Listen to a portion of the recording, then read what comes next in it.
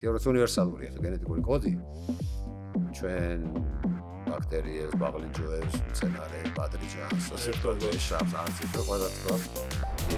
მაგრამ აქ ეთიკურ დილემაზე პრინციპში პრიზმიდან არ არის მხოლოდ საუბარი, რომ მაგალითად ოჯახს სულს რომ რაღაცა გენეტიკური ჩარევის მეშვეობით ესეც სუპერ ადამიანი გააჩინოს. მე ყველანი ვარ რაცით და რომელი გენი როგორ ეს შეგვიძლია უბრალოდ დროში მოვიგოთ ახლა და პირდაპირ გენებში ჩარევის გზით უკვე მივიღოთ ისეთი პროდუქტი თუ რაღაც მცენარე იქნება, რომელსაც მაგალითად წლები ჭირდებოდა რომ შეგვეჯვარებინა ეს მცენარე.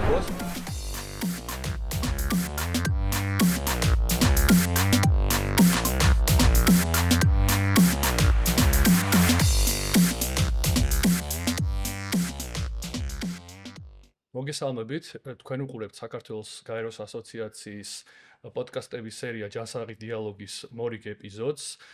ეს პროექტი ხორციელდება ილიას სახელმწიფო უნივერსიტეტთან თანამშრომლობით და ასევე მინდა მადლობა გადაუხადო ჩვენს მეგობრებს FabLab-დან, განსაკუთრებული მადლობა. დღეს ძალიან მნიშვნელოვანი ეპიზოდით ბრუნდებით და გვაქვს პატივი უმასპინძლოთ მეცნიერს, მკვლევარს ცოტნე ჯავახიშვილს. ძალიან დიდი მადლობა მობრძანებისთვის. მადლობა თქვენ. მოწვევისთვის. ვიდეო დარწმუნებული ვარ უფრო სწორად რომ საინტერესო დიალოგი გამოგვივა. ჩვენ გადაცემის დაწყებამდე საუბრობდით დარვინის შესახებ. სხვანაირად მინდოდა დამეწყო დღევანდელი გადაცემა, მაგრამ დარვინის შესახებ საუბრობდით. მისი ფოტო ჩამოვარდნილა და ევოლუციის თეორიის შესახებ. და გამიჩნდა ესეთი კითხვა და შევცვალე ჩვენი პოდკასტის დასაწყისი, ასე ვთქვათ. ჩვენ როცა გავედით ამ სოციალურ პლატფორმებში, შევეჩეხეთ, ასე ვთქვათ, ბევრ ცრურწმენას, რაც უპირისპირდება პრინციპში სამეცნიერო დებულებებს, ფაქტებს, მტკიცებულებებს, ასე შემდეგ. კი არსებობს გამოთქმა, რომ ფაქტი ჯიუტია და ასე შემდეგ, მაგრამ ასევე მივხვდი, რომ რწმენას და ცრურწმენას ჯიუტი ყოფილა. ესეთი კითხვა მექნებოდა, რამდენად გამოდგება ცოდნა და მეცნიერება რწმენის, არა მხოლოდ რელიგიურ რწმენას გულისხმობა ამ შემთხვევაში, ანტიდოტად.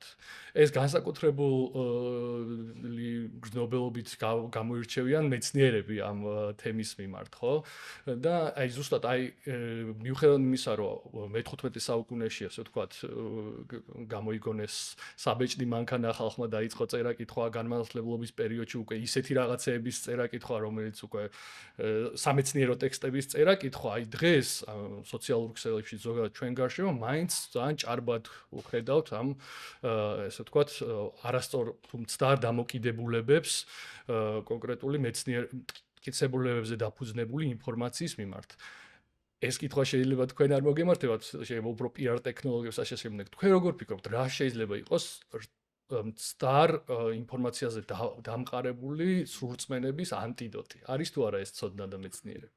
ხო, რა თქმა უნდა, არის. უბრალოდ ახლა ანტიდოტი ცოტა ისეთი კონფლიქტური მისაღწევია, ხო, სიტუაციის. მე მგონი მთავარი არის ის, რომ ხარ რწმენას და სრულწმენას და ასე შემდეგ ასე დამყარებს მეცნიერებასთან, რომელიც ფაქტზე და ცოდნაზე დამყარებს, რეალურად თანაკვეთ არ უნდა გქონდეთ.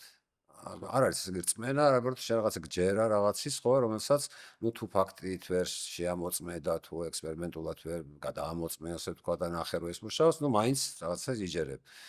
ხა მეცნიერება წმინდა წყლის არის დამყარებული, ვთქვათ, რაღაცა ფაქტების ასე ვთქვათ ანალიზზე, ხო, რაღაცა გავაკეთეთ რა შეასაქმე და როგორც წესი რაღაცა კანონზომიერება, კანონი უნდა გამოდიოდეს აქედან, რომელიც ყველა შემთხვევაში მუშაობს. ზოგადად რა ვთქვათ კანონები. ეხლა რას მე თქვით, ეს დავარქვათ ესეთი კონფრონტაცია, ხო, თუ რას დამოკიდება, მაინც უფრო სიცოცხლის მეცნიერებებს უფრო ეხება, ხო, ვთქვათ, რაღაცნაირად კოპერნიკი გადახარშა, ხო, ხალხმა ხა ჯორდანოს რაღაცა შეთქვათ ნიუტონის, მაგრამ აი სიცოცხლე და განსაკუთრებით რადგან ადამიანის ეხება, აქ ეს შეიძლება რომ ჩემი აზრით საფუძვლა ყველანაირად, იმიტომ რომ არანაირი ასე ვთქვათ საერთო არ არის ხა რწმენა რელიგიური იქნება თუ ვთქვათ რაღაცა სხვანაირის, ხო, ის სხვა რაღაცაზე არის დამყარებული.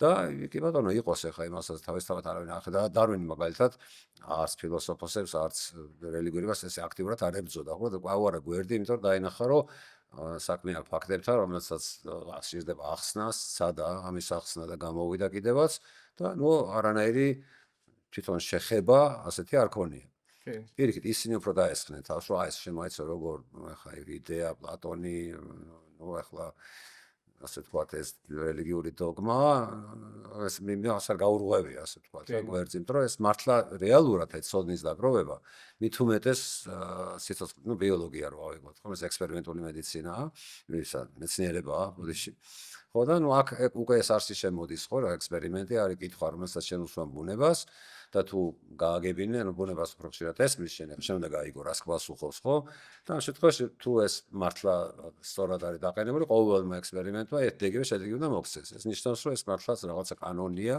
რომელიც მუშაობს აი ამ მოვლენების ერთობლიობაში და ამას ყველაფერს ხსნის კი პრინციპში აი მე რწმენაზე უკეთეს სიტყვა შეიძლება იყოს რაღაცნაირი წინასწარ განწყობა და ეს ტერმინიც არსებობს ხო confirmation bias რა როგორ იქნება ქართულად დასტურის ცდომილება თუ როგორ შეიძლება დავარქვათ როცა ადამიანს აქვს რაღაცა წინასწარ განწყობა და როდესაც შეხვდება კონკრეტულ ფაქტს ან ინფორმაციას ამ წინასწარ განწყობაზე დაყრდნობით გამოაქვს დასკვნა ამ ინფორმაციის მიღებისას და ეს განსაკუთრებულად ტკივნეული აი რატო ახსენე ეს მედიცინასთან ძალიან დიდ კავშირში არის აი განსაკუთრებული სიმწვავით იდგა მესენჯერულ RNA-ებზე დაფუძნებული ვაქცინების საკითხი, ხო?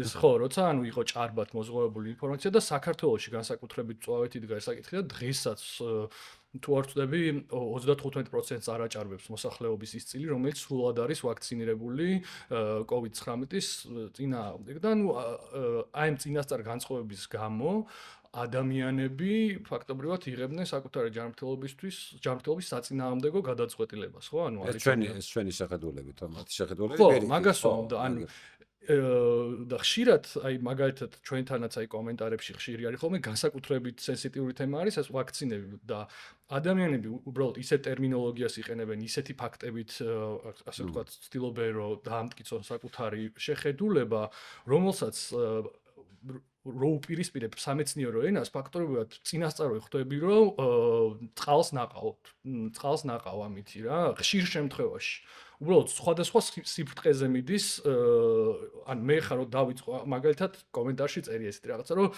გერმანელმა მეცნიერმა თუ ექიმმა თქვა რომ აი ეს და ეს ჯერ ადრეა ამ ვაქცინის გამოყენება ან ასე შემდეგ ხო შენ რომ სიტყვაზე დაწერო რომ არსებობს მტკიცებულებების იერარქია და ამ მტკიცებულებების იერარქიის თავში არის მაგალითად სისტემური მიმოხილვა, მეტაანალიზი, ასე შემდეგ და ყველაზე ბოლოს არის ექსპერტული მოსაზრება ან კონკრეტული რაღაცა ბლოგი სამეცნიერო იქნება თუ ეს ექსპერტული, ხო?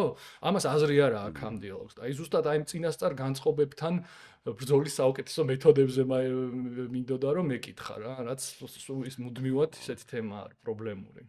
ხო, აი მე პირადად მიწისხმე ასეთ თემაზე, გამათი იმდენად ცხადია ვთქვათ მეორე მხარე და უბრალოდ ეგ არის რომ კიდევ ერთხელ შეიძლება მართლა რაღაცა დეფექტი ქონდეს ხო, რომ რაღაცა დიზაინს ვთქვათ და თუ ადამიანი გეკამათება იმ ფაქტებზე და იმ ასე ვთქვათ შინაარსზე, რაზეც ყველაფერი ეს დგას, ხო ვაქცინის ვთქვათ, ნუ გამოგონება არა, მაგრამ დამზადება რაღაც ვისმაში შეიძლება გამათი და ისე ნუ წყლის ნახვა ხო უაზრობაა, როგორც ახლა დედამიწელებთან რაც გამათი ძალიან რთულია ხო? თან მე აქ მაქვს ლაპარაკი არაინ ხალხთან რაღაცით მოტივირებულ ხალხთან, არამედ ვისაც მართლა სწამს რომ ეს ხო, გეცდა ნუ სწამს ახლა რაზეა დამყარებული ეს თქვათ აი არსებობს წინასწარი განწყობა ზოგს ნემსისეშინია ზოგს საერთოდ მიაჩნია რომ წამალი არ უნდა დალიოს ექიმი არ უნდა ახოს ნუ ეს ერთგვარი ეს შეიძლება დარვინისის მუშაობს აქ რომ ესეთი ასე თქვათ არაერთგვაროვანია პოპულაცია ყველა თვალსაზრისით არა მარტო ასე თქვა ფიზიოლოგიური განსხვავებით, არამედ მენტალურიც და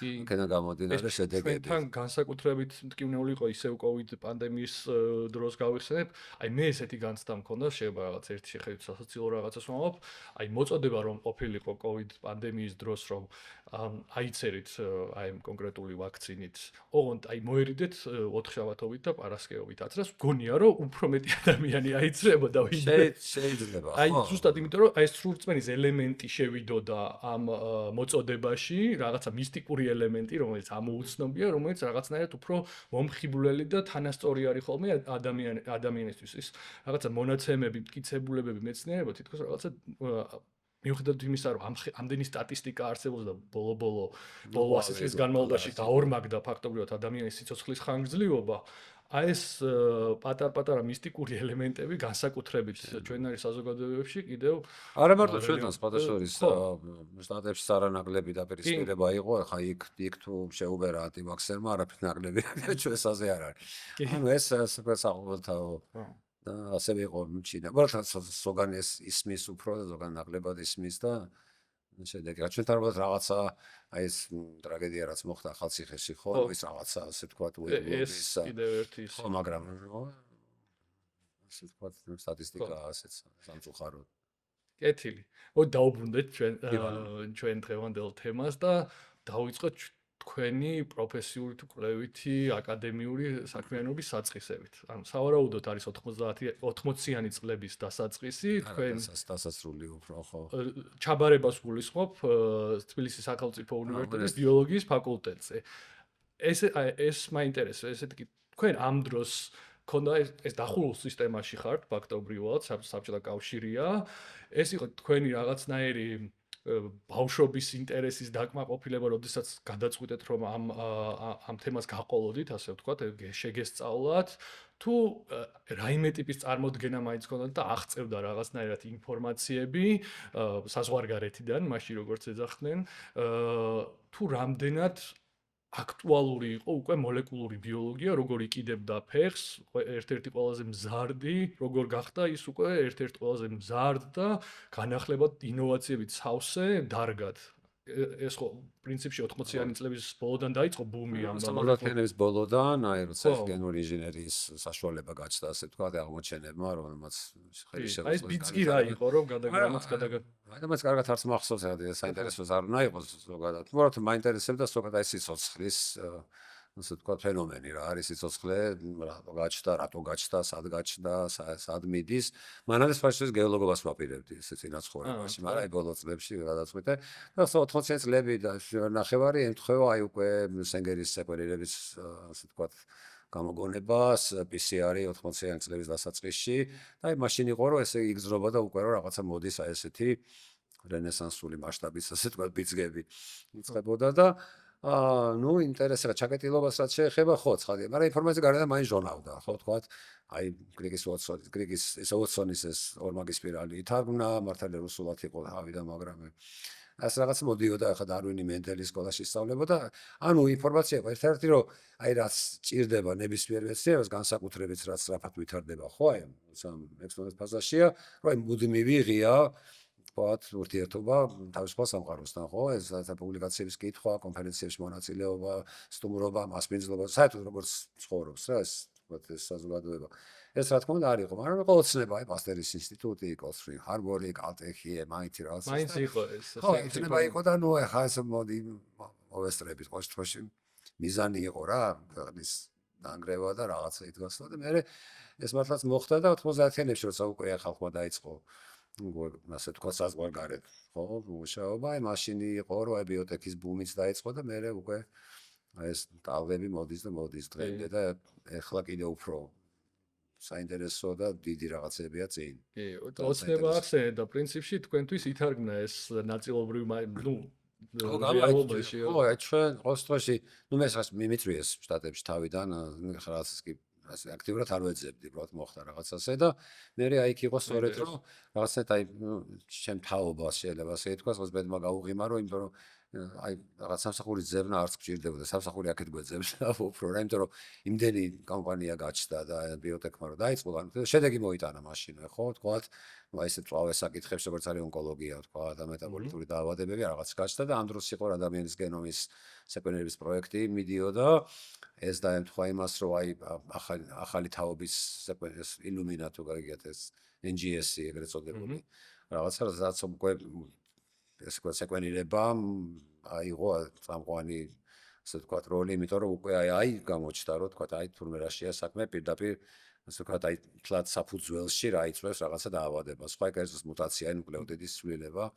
ну კლასიკური შემთხვევები იყო ნამგლისებრი ანემია მაგალითად და რასაც ყოველთვის ეს ვთქვათ ევოლუციასთან კავშირი აქვს და ესეც სხვადასხვა შორის ბიოტექშიც კი ეს არჩებოდა ყურადღების მიღმა. ყოველთვის იყო რა იგი მაგრამ ნახეთ ეს როგორ თორემ ამის გაგება გეხმარება მე საბოლოოდ რომ აქედან რაღაცა პრაქტიკულად საინტერესო დასკვნა მოიტანო ხო? ვთქვათ ეს ეკონირება იყო როგორც აი როგორც თავის დროზე როზეტას ხო გაიშიფრა ხო? იეროგლიფები რუსული დამწერლობა რომ აი რა წერია აი პირდაპირ გაერკვა რომ ну ჩვენ გენებისგან შევდგებით, ახლობთ 30000 გენი გვაქვს ადამიანს, არაფერი განსაკუთრებული ჩვეულებრივი გენომია და იქ პირდაპირ ინსტრუქციები წერია, რომ და ეს ანდვანი საკმაოდ მოკლე აღმოჩნდა, გულისხმობ თვითონ DNM-ის აღმოჩენა. ხო, ჩვენი ვთქვათ, ამებას ჩვენზე აქვს 200-ჯერ დიდი გენომი. მაგალითად, შროშანას ყვავილს 30-ჯერ დიდი გენომი აქვს, ვიდრე ჩვენ.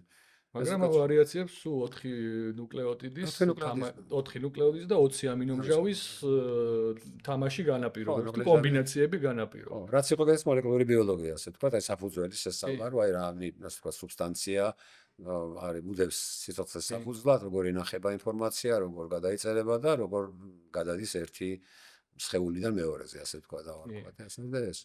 პრინციპში სანამ აი ეს საფუძვლები მინდა რომ უფრო სიღრმისეულად განვიხილოთ, მანამდე მაინც აი თქვენი პროფესიულ საქმიანობას მინდა რომ დავრჩეს და რაც საინტერესოა ჩემი აზრით და ჩვენი მაყურებლისთვისაც საინტერესო იქნება დარწმუნებული ვარ.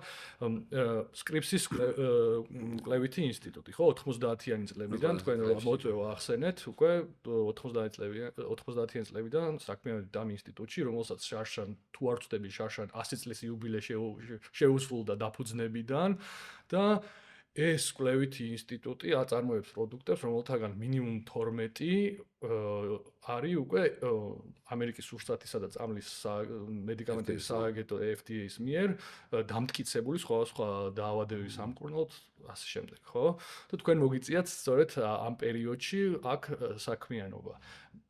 აი თქვენი გადმოსახედიდან, აი ეს ამერიკა არის ჰაბი ხო, ასე ვთქვათ, ამ ინოვაციების, რაღაცა ტექნოლოგიური წინსვლების, მიღწევების.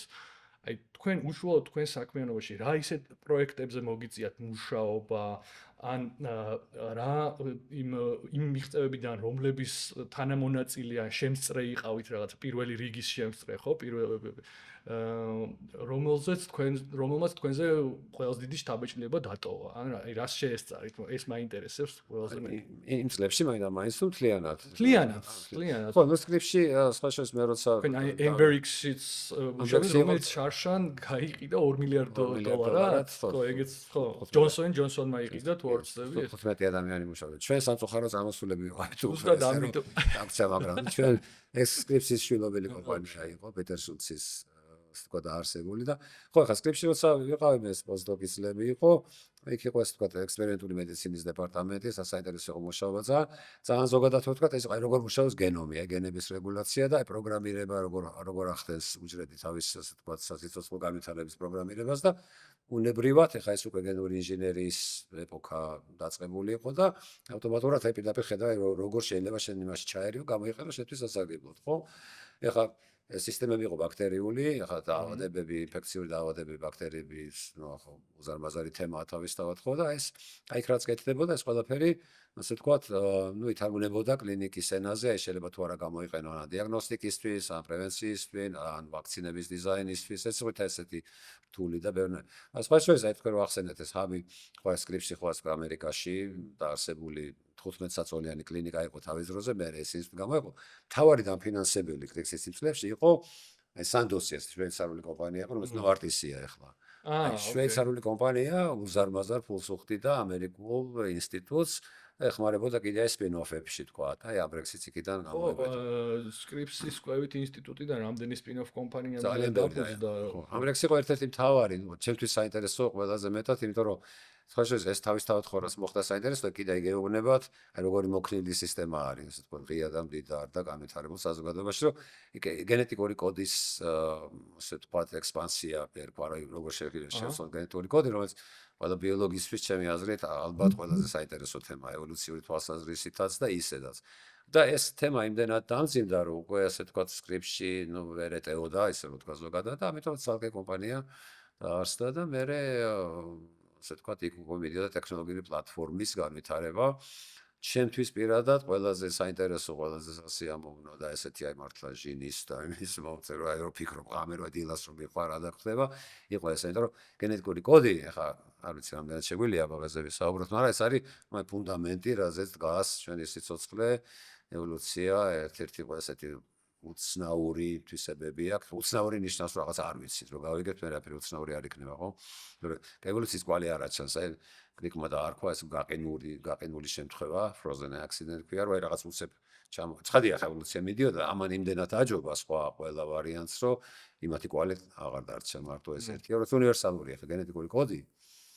ჩვენ ბაქტერიებს, ბაღლინჯოებს, მცენარეებს, ბადრიჯანს, შავს, არწივს, ყველას გვაქვს ერთი ეს. ანუ ამბანის სიცოცხლის ერთია, ეს 4 ნუკლეოტიდის თქვენ ვახსენეთ, ნუკლეინმჟავების და ენა, ეს როგორი თარგმნება ამ 20-ნაირი ამინომჟავის თანმიმდევრობაში, რომლებიც ფარავენ ყველა ფუნქციას, რაც სჭირდება სიცოცხლეს. კი და პრინციპში ამ რაღაც მხრივ ლოგიკურიც არის, რომ ეს ამბანი, ფაქტობრივად 4 ნუკლეოტიდისგან შემდგარი ამბანი სწორედ 4 არის და არა უფრო მეტი. ანუ რაც მეტია რაღაცის რიცხოვნობა, მით მეტია იმის არასტაბილურობის რისკი, ან მისი დაზიანების რისკი და ასე შემდეგ, ხო?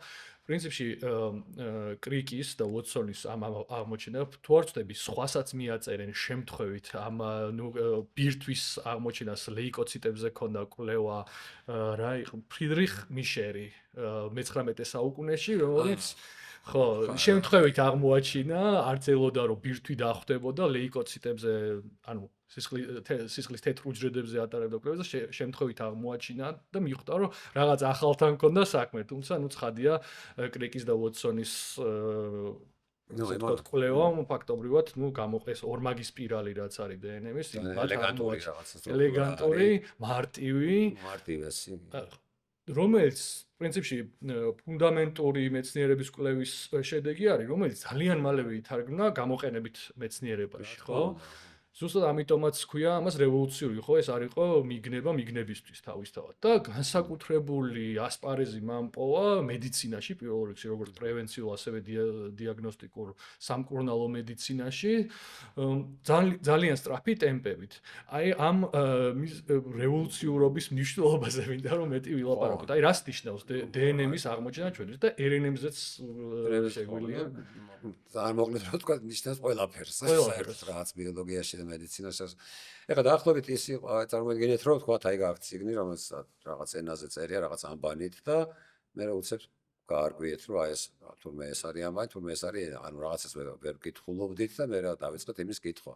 ნუ ეხლა თავისთავად დრამატული ისტორიაა, იმიტომ რომ ეხლა ძალიან ბევრი ხალხი მუშაობდა მაგ დროს, მაგრამ არავის არ შეეროდა რომ დნმ, ეხლა ინფორმაცია რაღაც უნდა ცხადია რომ შენახულია და რაღაცა გადაეცემა თავიდან თაობას და ამაზე ასე ვთქვათ თავს იმდრებდნენ სერიოზული ხალხი შრედინგერის ჩათვლით, ხო? ანუ კვანტური ფიზიკის მაღალმთავრები და არსებობდა ექსპერიმენტული მონაცემები 20-იან წლებშიც იყო, 53 წელშიც იყო ოსვალდ ეივერის, როცა აჩვენებს პირდაპირ, რომ აი ასე ვთქვათ მემკვიდრეობითი ინფორმაციის გადამტანი მოლეკულა ძალიან დიდი ალბათობით არის დნმ, იმიტომ რომ დნმ-ით რაღაც ტრანსფორმაციას ახდენდნენ, ახლა მარტივი ექსპერიმენტია, პროტ ვერ ახსენეთ ახლა. მიუხედავად ამისა, იყო ესეთი, ასე ვთქვათ, ნუ კონტრარგუმენტი, რომ ეს გაკო, ეს 400-იანი ამბანი და 200-იანი ამბანი, ხო? ამიტომ რომელი ამბანი შეიძლება უფრო მდიდარი ტექსტის დაწერა. ნუ ცხადია 20-იანით, ხო? თურმე არა. პირიქით, ცხადია.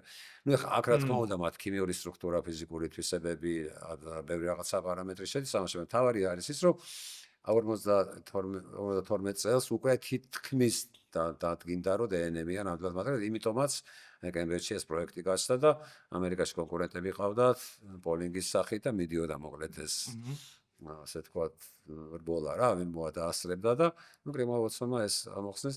ეხლა რა ავიღოთ მნიშვნელობით თქვით, აი დარვინი, მენდელი და აი ორმაგი სპირალი.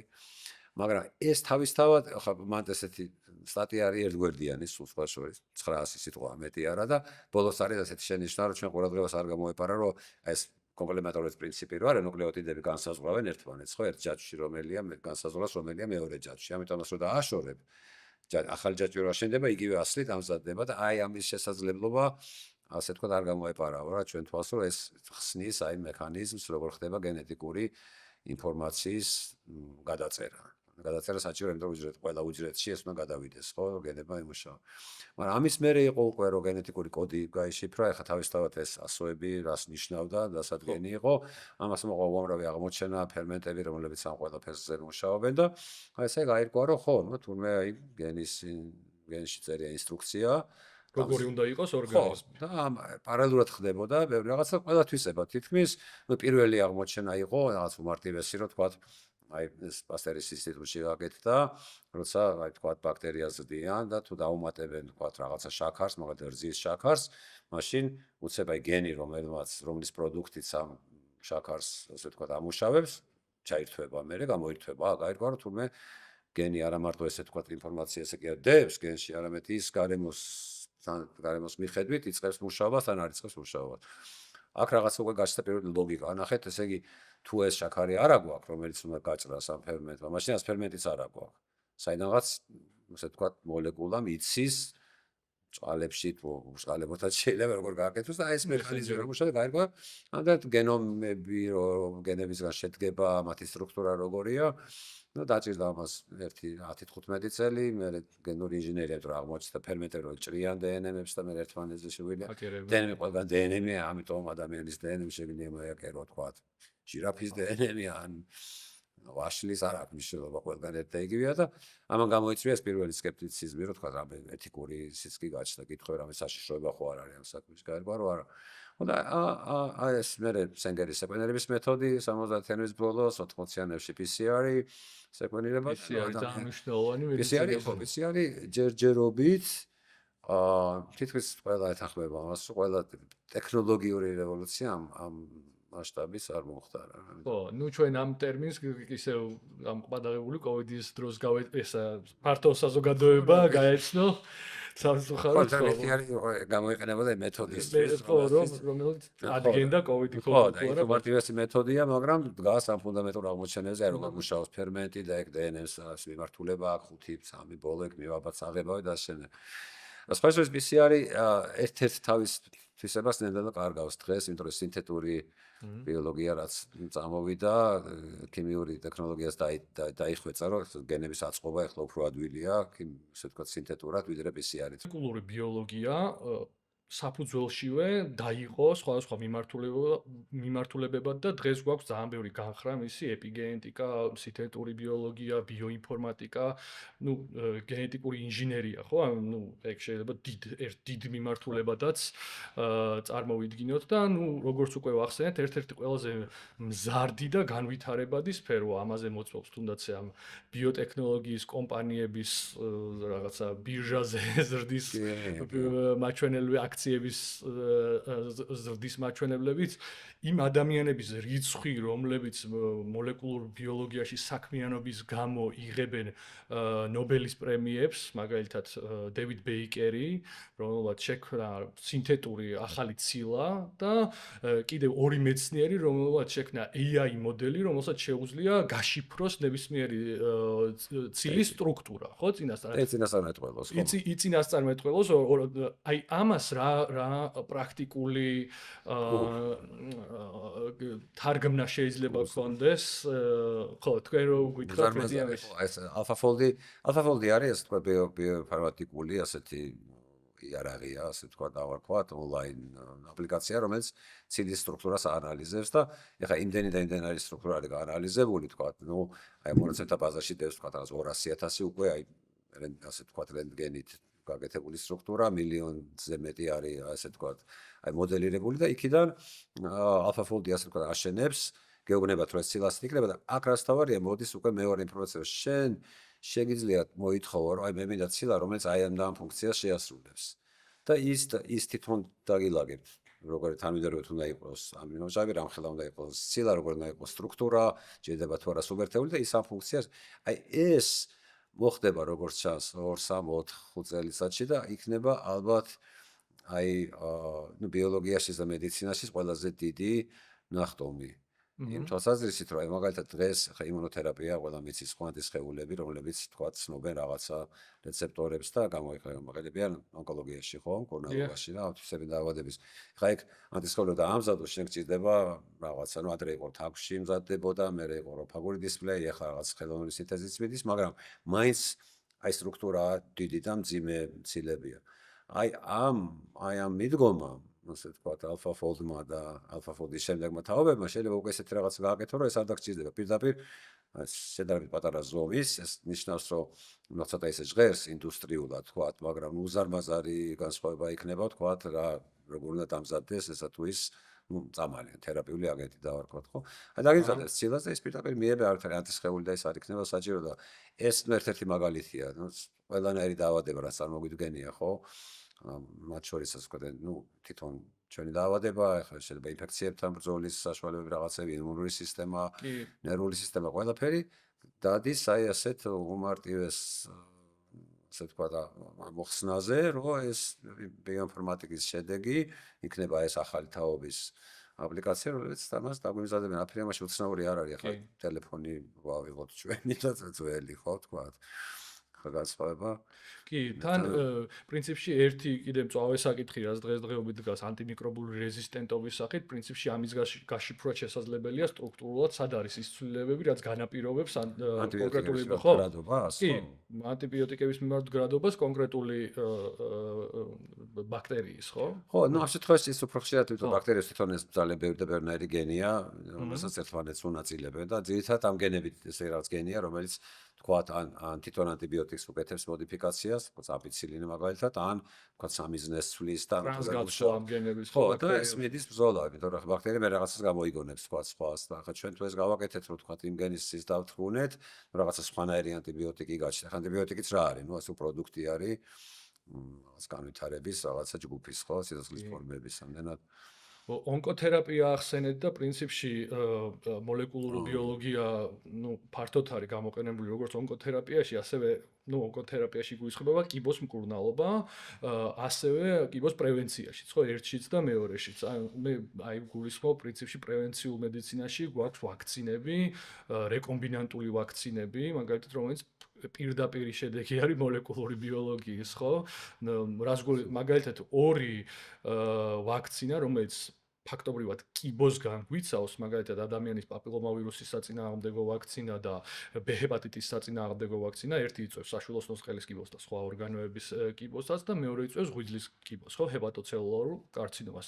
პრინციპში ამ ვაქცინების საფუძველი დევს მოლეკულურ ბიოლოგიაში, რა გაგებით, ესენი არის რეკომბინანტული ვაქცინები, ანუ აღებული არის ორივე ვირუსის, DNM ვირუსებზე გვაქვს, ხო, ამ შემთხვევაში ლაპარაკი ვირუსის ანტიგენი მაყურებლისთვის გასაგებენაზე რომ ვთქვათ არის ვირუსის ის კომპონენტი ცილა რომელსაც ადამიანის ორგანიზმი იმუნური სისტემა აღიქვავს და ამოიცნობს უბრალოდ ამ ანტიგენის მეშვეობით და შემდეგ ამ ამოცნობის შემდეგ უკვე გამოცემს პასუხს იმუნური სისტემა ან უნდა აღიქვას და სწორედ ის გენეტიკური კოდი აიღება ამ კონკრეტული ვირუსებიდან, მე თავსდება კონკრეტულ მედიუმში, იქნება ეს საფუარასოკო ან რაიმე ტიპის ვირუსი და ეს კოდი გადაითარგმნება ამ ანტიგენში, ამ ცილაში, რომელიც უკვე არის ვაქცინის შემადგენლობაში, ამ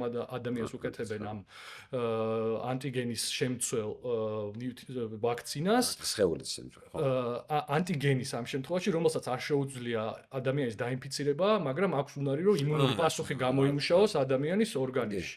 ფაქტობრივად, მაგალითად, პაპილომავირუსის შემთხვევაში არის ეს L1 ცილა, რომელიც არის virus-like particles, ესე ეძახი ვირუსის მსგავსი ნაწილაკი, საერთოდ, ანუ ეს არ არის კლასიკური რაღაცა ცოცხალი დასუსტებული ვაქცინა ან ინაქტივირებული ვაქცინა, არამედ სუფთად გენეტიკური მასალის ცილად თარგმნის შედეგად მიღებული ანტიგენი, რომელიც შემდეგ ადამიანში იწვევს მთელი სიცოცხლის განმავლობაში დაცვას ამ ონკოგენური ვირუსების წინააღმდეგ, ხო?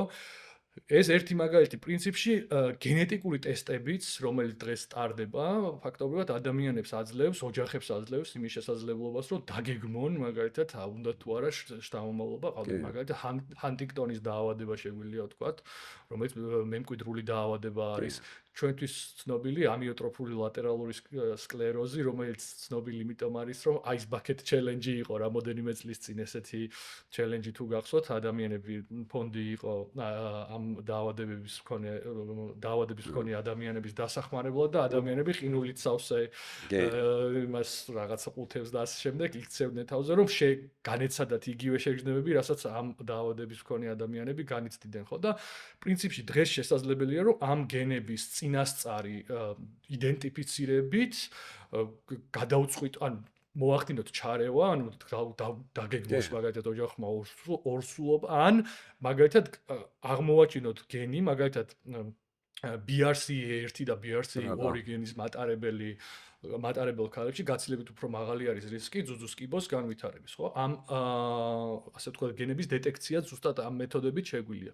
ანუ აი მინდა რომ მეტი ვისაუბროთ პრევენციული მედიცინაში მოლეკულური ბიოლოგიის როლზე. ხო, ნუ მოლეკულური ბიოლოგიას თქვა ქმნის ამ ინსტრუმენტებს, ხო? ეხლა თქვენ რას თქვით, რომ ასე თქვა პაპილომა და ხო, ეს შედარი ასე თქვა გამონაკლისი როგორ, იმიტომ რომ შეიძლება აბსოლუტურად ჯანმრთელი იყოს ორგანიზმი და პაპილომა, იმიტომ რომ პაპილომას მოქმედების მექანიზმი არის ბლოკავს ერთ-ერთ ცილას, რომელიც აკონტროლებს უჯრედის უმრავლესობა ონკოლოგიური დაავადებების, ათვისებიანი დაავადებების უმრავლესობა არის ჩვენი საკუთარი გენების, ასე თქვა, აღრევა, მუშაობის დერეგულაცია.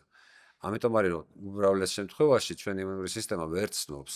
როგორც იმიტომ რომ სიმსივნური უჯრედში არაფერი უცხოო მაინდამაინც არ არის. უბრალოდ ის უნდა ასე თქვა რაღაც იყოს და არ უნდა იზრდებოდეს და უცებ იწყებს ზრდას, იმიტომ რომ მოშლილი არის ასე თქვა გამოხრუჭების მექანიზმი რო წარმოვიდგინოთ. აპოპტოზი მაგალითად, ხო, აპოპტოზი თუ მოშლილი არის, ან თქვა ანუ თვითგანადგურების მექანიზმი უჯრედისთვის.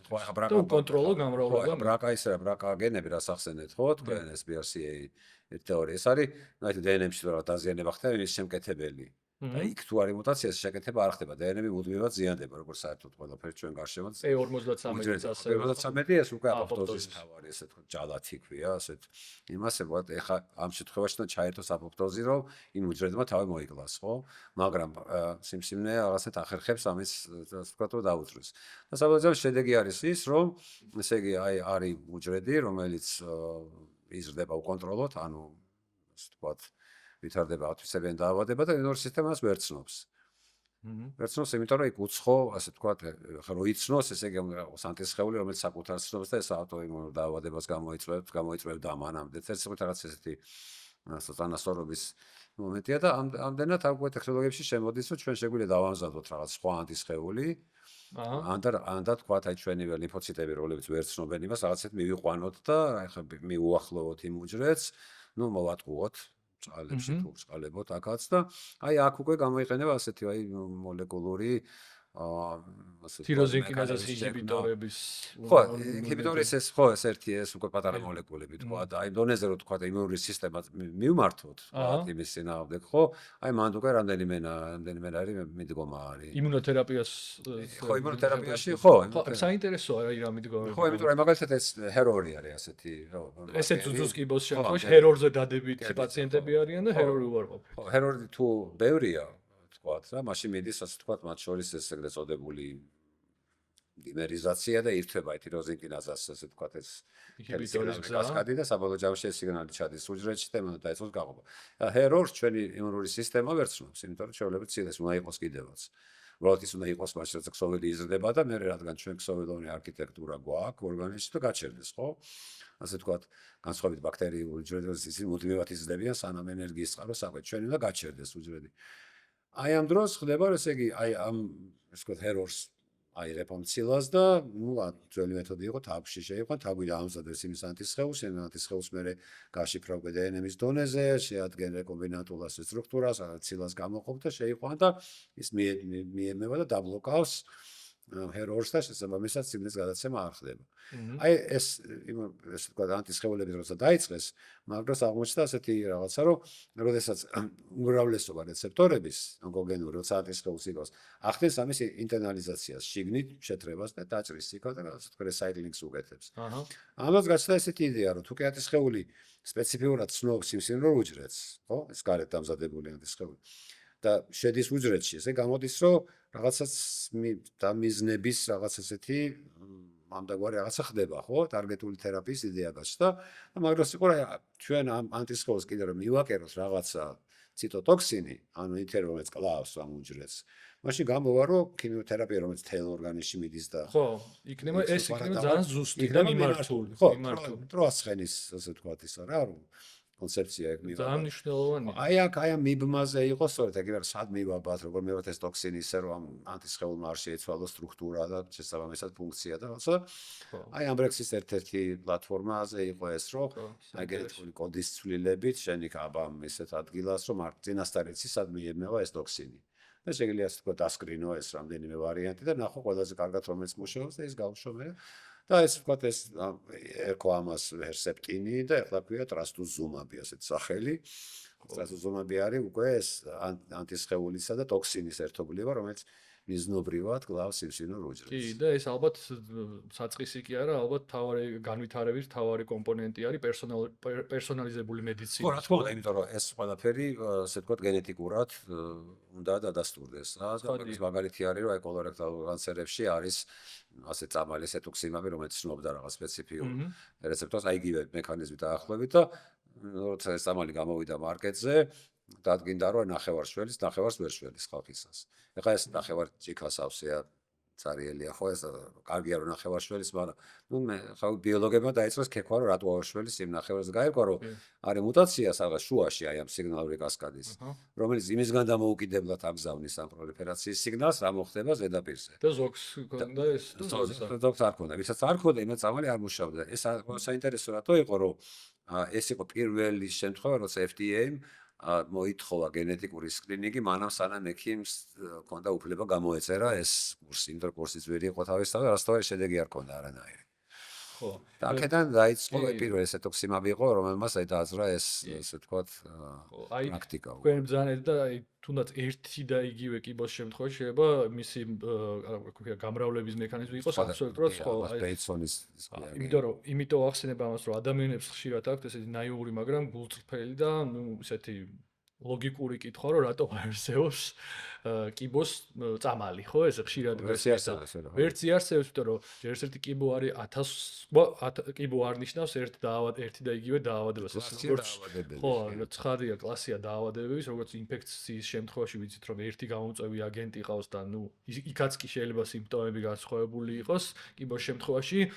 ერთი და იგივე კიბოშიც კი, ანუ ადამიანს თუ განუვითარდა სიმსივნე, იმ სიმსივნეში სხვადასხვა უჯრედები არიან, სხვადასხვანაირები და არა თუ სხვადასხვა კიბოს შორის და ზუსტად ამისკენ ილტვის მოლეკულური ბიოლოგიაც, რომ რაღაცნაირად აი მონოკლონური ანტისხეულების გზით იქნება, იმუნოთერაპიის გზით იქნება, ზუსტად აი კიბოსთვის დამახასიათებელი ნიშან-თვისება ამოიცნოს რაღაცას, სად არის ის ხარვეზი ძირში და ამ ანტისხეულების გამოყენებით თუ იმუნოთერაპიის გამოყენებით, სწორედ იქ იმაზე მოახდინოს, ასე ვთქვათ, ზემოქმედება და აქ შეაჩეროს, ხო?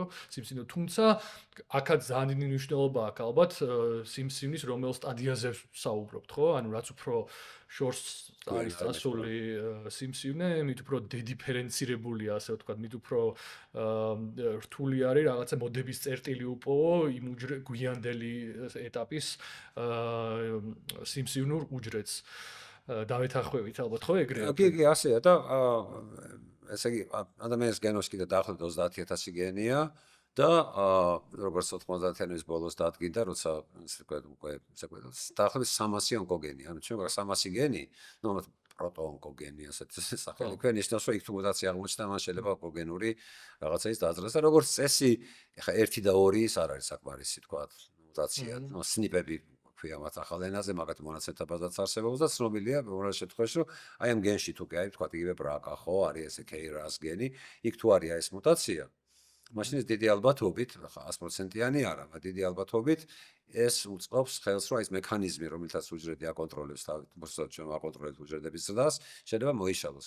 როცა ამისთან მიზეზი არიან 1, არა 2, თქვათ, არა მეტ რაღაც 5, 6, 10, აი უკვე ასე ვთქვათ, ეს გროვდება ზვავისებური პრინციპით და იწყება ეხლა პრინციპში აბსოლუტურად ჯანმრთელი ორგანიზმი არ არსებობს, ნებისმიერ ну, სხვა ზემე თქვა, ხა შეიძლება რომ ნახოთ, ეხა იქ რაღაც კონკრეტული მუტაციები არ მოდი ჯერჯერობით იმდენი არ არის თქვათ, რომ რაღაცა კლინიკური და ფორმა აი პრინციპში მაინტერესებს აი მუტაციების ადრეული ამოცნობის მიმართულებით. შეგვიძლია თქვათ, აი მაგალითად ემბრიონის ეხა უბრალოდ რა არის შესაძლებელი, რომ როცა ზრდასრულ ეხა ზრდასრულ ადამიანთან გვაქვს საქმე, ეხა უკვე გვიან არის, ხო? იმიტომ რომ ეხა შეიძლება რაღაც ქსოვილში აღმოჩნდეს სომატური მუტაცია ეგრეთ წოდებული, ხო და არა ასე ვთქვათ ემბრიონული ან რაღაც ჯერმლაინი.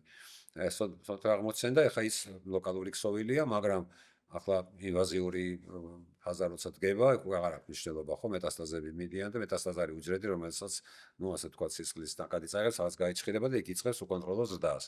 აი ეს არის მთავარი, რომ ახლა აქაც ბევრი მექანიზმი უნდა მოიშალოს იმისთვის, რომ ეს მოხდეს, იმიტომ დაცვის მექანიზმი ძალიან ბევრი აქვს. ასე ვთქვათ, ჩვენ უჯრედს, ну, არა ბაქტერიულს ვამბობ. ნამდვილად ეს ყველაფერი დამოკიდებულია, ну, აი იმაზე, ეს მუტაციები როდის გაჩნდა, რამდენი საათ, რომელ გენში და ასე შემდეგ. კეთილი. პრინციპში ონკოთერაპიაზე ვისაუბრეთ, მაგრამ არა მხოლოდ ონკოთერაპიის მიმართულებით არის წარმატებული მოლეკულური. პრინციპში სინთეტური ბიოლოგია, რაც არის უკვე რამდენი 10 წლეული გავიდა, პირველი ბიოტექნოლოგიური კომპანია იყო, თუ არ ვცდები, გენეტეკი, ხო, რომელმაც არა რაღაცა პირველ ტიპის შაქრიან დიაბეტის მკურნალობაზე ვსაუბრობ ამ შემთხვევაში, ხელოვნური ინსულინი დაამზადებინა ბაქტერიას, ხო, ფაქტობრივად და ეს ინსულინი აღარ აიღებოდა სხვა ძუძუმწოვრების ორგანიზმიდან, კუჭქვეშა, ჯირკვალი და პანკრეასიდან, ხორის ინსულინს იყენებდნენ და ეს არა მხოლოდ პრინციპში მკურნალობა გააუმჯობესა, ну ისევ ინსულინს იღებდნენ ამ სინთეტური ბიოლოგიის მეშვეობით პაციენტები, თუმცა იმდენად გაამარტივა ამის წარმოება, რომ ხელმისაწვდომობაც კი გაზარდა სოფლიო მასშტაბით. ინსულინი თვითონ ვერ იყო სინთეტური, ეს სინთეტური ძით იყო მიღებული, ხო, აი ხო ზუსტად ისეთი, როგორიც უნდა ყოფილიყო. რაც იყო საჭირო, მოკლედ, რაც აკლია ორგანიზმს. ჯაჭვი ზუსტად ასე დასტრუქტურებული ერთმანეთზე და კიდე გახდა შესაძლებლობა, რომ თქვა აი რაღაცა ცვლილება, აი ჰუმალოგი ასეთი ვარიანტი იყო, ინსულინის პროგრამად. იქ არის ესე თქვა, აი ლაისპროს ეძახიან კიდე ლისპრო ან ლაისპროს ეძახიან. კი, როგორ არის. კურდღლის იმის მსგავსებულია. ლიზინი და პროლინი არის ამინოჟავები ადგილშეცვლილი. თითქოს ბევრი არაფერი რა ხდება ამ დროს, რომ აი ფორმულაცია იმის ინსულინის არის, ესე 6 მოლეკულა არის, ასე თქვა, ცინკის ატომია შუაში და ასე თქვა, ჰექსამერია. თორსა ჭირდება დაახლოებით 9 საათის სისხლი რომ დაიშალოს. ამიტომ არის რომ ჭამამდე 9 საათი ადრე იკეთებენ თუ გახსოვთ. აი ჰუმალოქს აქ ეს ვარიანტი ამ ლისპროს მაშინვე იშლება. თითქოს დიდი განსხვავება არ არის, მაგრამ ხო ვინც ინსულინზე არის დამოკიდებული, ხა იმ ხალხისთვის ძალიან დიდი მნიშვნელობა ქონდა პრაქტიკული, ხო, რომ სადღაც შენ დრო ზომო. ცხადია. შეგიძლია ამის დროს ან ამის შემდეგაც კიდე ის სწრაფად მუშაობდა. აი ამოდენა ის მოიტანა ერთმა პატარა ეს ნუკლეოიდების დონეზე, ეს რაღაც ორი ნუკლეოიდი იყო გადაადგილებული. ეს პრინციპში არ ითარგმნება მხოლოდ რაღაცნაირად ინდივიდუალური მედიცინის დონეზე, არამედ საზოგადოებრივ ჯანმრთელობას უწყობს ხელს. პრინციპში ხელმისაწვდომობა და ან ფასიც ამან ინსულინის საკმაოდ დააგო. და სწორედ წყარო არის ფაქტიურად უწყვეტი ბაქტერიაში კონდენებულია და ის აი თქვათ რომ წარმოიდგინეთ რომ რაღაცა მოხდა და ის მთლიანად მოისპო ყველაფერი ხო ნებისმიერ საშუალო ლაბს თბილისის კი ლაბორატორიას შეუძლია სააწყოს და ახლავთ ერთ თვეში მთელი ეს სისტემა უმარტი დღეს მithome პირდაპირ შეუგვეთა ახლა ცნობილია ბიოინფორმატიკა devs აი სეკვენსი რა უნდა იყოს ამ გენს დაალაგეთ და აწყობ ამდენად კი, პრინციპში ეხა მეორე პრეპარატი რაც მახსენდება, რაც ასევე ესე სინთეტური გზით მიიღება, არტემისინინი, მალარიის სამკურნალო პრეპარატი, რომელიც საფუარა სოკოებში მრავლდება, ну, ანალოგიურად, ფაქტობრივად, საფუარა სოკოებში მრავლდება, რამაც აი ფართოდ ხელმისაწვდომი გახადა ეს აფრიკის რეგიონში, სადაც ყველაზე მწვავედ დგას ეს საკითხი, ეს პარაზიტული დაავადება ფაქტობრივად, ну, ძალიან დიდი წინგადადგმული ნაბიჯი იყო ამის აღმოფხრის მიმართ. მოდით ახლა ვისაუბროთ გენურ ინჟინერიაზე და მის როლზე ასევე მედიცინაში. აქ შემოდის, ერთ-ერთი ყველაზე თანამედროვე ტექნოლოგია, CRISPR-ის ტექნოლოგია, CRISPR-Cas9 ტექნოლოგია მათ შორის, რომლის მეშვეობითაც მე ვთქვა, მოდი თქვენ თქვით რა ხო, იმას რომ მაგალითად ეხა მე როგორც რახან უფრო მედიცინის მიმართულებით ვსაუბრობთ, რაც გამოყენებით მედიცინაში დღეს კლინიკური კვლევების ფარგლებში ჯერ კიდევ გამოიყენება ძვლის ტვინის ღეროვან უჯრედებში ჰემატოპოიეტური უჯრედების გენების ცვლილება ისე რომ მათ აწარმოონ ნორმალური ჰემოგლობინის შემცველი ერითროციტები ნამგლისებრ უჯრედოვანი ანემიის დაავადების მქონე ადამიანებში, რომელიც ასევე ძალიან დიდ პრობლემას წარმოადგენს აფრიკაში, ხო? და ეს ორი ფაქტი სხვადასხვა დაკავშირებული არის მალარია და ნამგლისებრ ევოლუციის ერთ-ერთი ესეთი საინტერესო ნიმუში, ხო? ხო, ესე იგი გაუმჯობესებას კი არ ცდილობს ევოლუცია არამედ შეგუებას, ხო? თორემ მალარიის მიმართ ისინი არიან მდგრადები, ვისაც ეს გენის მუტაცია აქვს. ძალიან საინტერესოა. ხო, პრინციპში იმის თქვა მინდა, რომ ნამგლისებრ უჯრედული ანემიის დაავადების მქონე ადამიანებს აწარმოებენ ისეთ ერითროციტებს, რომელსაც არ შეუძლიათ ჟანგბადის ისე ეფექტურად გადატანა და მიტანა ქსოვილებამდე, როგორც ნორმალურ ჰემოგლობინს და ზუსტად ამის დასასინთეზირებლად ცვლიან მიზნობრივად იჭრება გენი, დეფექტური გენი, ასე თუ შეიძლება რომ დავარქვათ. ხო, დეფექტური მერქეული არის ჰემოგლობინის. და მის ადგილას ჩდება ამ ჰემატოპოიეზურ ღეროვან უჯრედებში ის გენი, რომელიც უკვე ნორმალური ჰემოგლობინის წარმოება შეუძლია. აი ზოგადად რატო ითვლება ეს ასეთ მნიშვნელოვან რევოლუციურ ეტაპად მოლეკულურ ბიოლოგიაში, რომელიც ასე ვთქვათ, დაფასდა 2020 წელს ნობელის პრემიითაც კი, რომელიც გვირგვინი იყო ამ ყველაფრის მიიღეს 2020 წელს, თუ არ ვწდები, ორმაქალმა მიიღო, ხო? კი. სხვაებსაც ეკუთვნოდათ, მაგრამ ეგ სხვა თემაა გიზე. ხო, CRISPR ხა რატო არის საინტერესო? მეცნიერულადაც არის ძალიან საინტერესო, იმიტომ რომ აღმოჩნდა, რომ ეს არის ბაქტერიებში, და არქეებში, ერთუჯრედიან ორგანიზმებში, ერთ უჯრედში იმუნური სისტემა.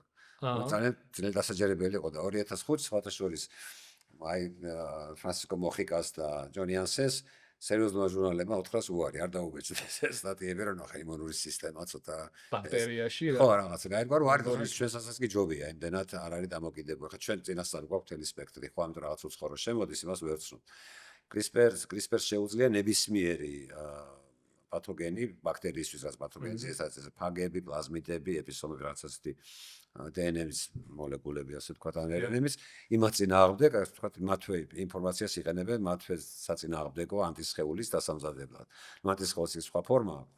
ხა CRISPR გაირკვა, რომ არის ასეთი ეგრეთ წოდებული ნუკლეოპროტეინი, ანუ ესე იგი ცილის და RNA-ისგან შემდგარი ასეთი სტრუქტურა არის, რომელსაც შეუძლია ნებისმიერი ხელოვნურად შეგვიძლია საშუალება მივცეთ, რომ ეს ნებისმიერი უბანი, თქვათ, ჩვენ გენომში თუ კი ვიცით სეკვენსი, თანმიმდევრობა, იმას დაუმიზნოთ და ასე ვთქვათ, იქ მივაბად. მივიყვანოთ იქ ფერმენტი არის ცილა, ასე ვთქვათ, კატალიზატორი, ბიოლოგი, რომელიც იქ რაღაცას გააკეთებს. კერძოდ, გაჭრის აქ და აქ, ესეც ყველაფერი წინასწარ იცით, რომ ამ ცილების ინჟინერიაც შეიძლება ისე რომ გააკეთოს ის, რაც თქვათ ჩვენ გვინდა, ხო? ხა საქმე იმაშია, რომ დღეს რაც როგორ ვთქვათ, განვითარების რა დონეზეც არის CRISPR-ი, არ არის ძალიან ზუსტი. ამიტომ აქვს ეგრეთ წოდებული off target-ის რასაც ქვია მედიცინაში და ამიტომ არის რომ ასე ვთქვათ, თავს იკავებენ, რომ ეხა ემბრიონში შეგვიძლია ემბრიონში დავინახოთ რაღაც მუტაცია, იგივე ნამგლისებრი ანემიის მუტაცია, ხო? მაგალითად შეიძლება მერე კი არ იყოს აღმოცენებული ან რაღაც გამოფირდაპირ გენომში წერია. და ემბრიონში შეიძლება წავიკითხოთ, მანამ სანამ მოხდება, ვთქვათ, იმპლანტაცია, ხო? აი გასწორებაზე ჯერჯერობით ესეთი მძაფრი ესეთი წინააღმდეგობა, როგორც საერთოდ ყველაფერს, ხო? წინააღმდეგობა არც. ხო, ეთიკურიც არ არის, ჯერ არის, ასე ვთქვათ, უფრო სამედიცინო თვალსაზრისით, იმიტომ რომ ახლა მართლაც აი ზუსტად იმ ადგილას გაასწორებს და სხვა არაფერს არის ზამს ისმის კითხვა და აი ამაზე ესეთ პასუხი არ არის, ჯერჯერობით.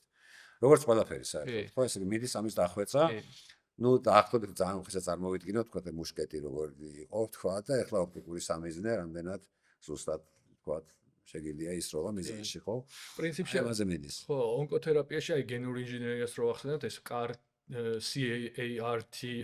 ტექნოლოგიაც, ხო, CART ტექნოლოგიაც ძალიან მნიშვნელოვანია, ხო, რომელიც აი არის ზუსტად ის, რომ ესე იგი გასაკეთებენ, ესე იგი ორგანიზმიდან ну ახლა ესეც აი რომ ახსენეთ ცდილობ ბიოლოგია ესეც მალე ჩაბარდება წარსულს და ამ ხელა ის არ იქნება საჭირო ძალიან მძიმე პროცედურა არის თავისთავად ბევრი და ბევრნაირი მანქანა სტერილური პირველი საჭირო მაგრამ იდეა რა არის იღებენ სისხლს მე დაყოფენ და გამოყოფენ ლიმფოციტებს რომელსაც არ აქვთ რეცეპტორი რომელსაც უნდა იცნოს აი ის ანტიგენი რაც არის თქვა სიმძიმე უჯრედში ხო კერძო შემთხვევაში ეს იყო ეგრეთ წოდებული CD19 უგასად CD19 არის სამიზნე აი ლიმფოციტებზე რომელსაც ჩვენი იმუნური სისტემა ვერ ცნობს. არა და როდესაც ვითარდება თქვა აი ლიმფომა მწვავე ლეიკემია ლიმფომა იქ CD19 არის კრიტიკული ასე კომპონენტი და მისი ასე კომპონენტი ის დავიჭიროთ და შესაბამისად მე ის უჯრედი მოკლათ ლიმფოციტი მაგრამ ლიმფოციტს არ აქვს ეს ანტიგენი.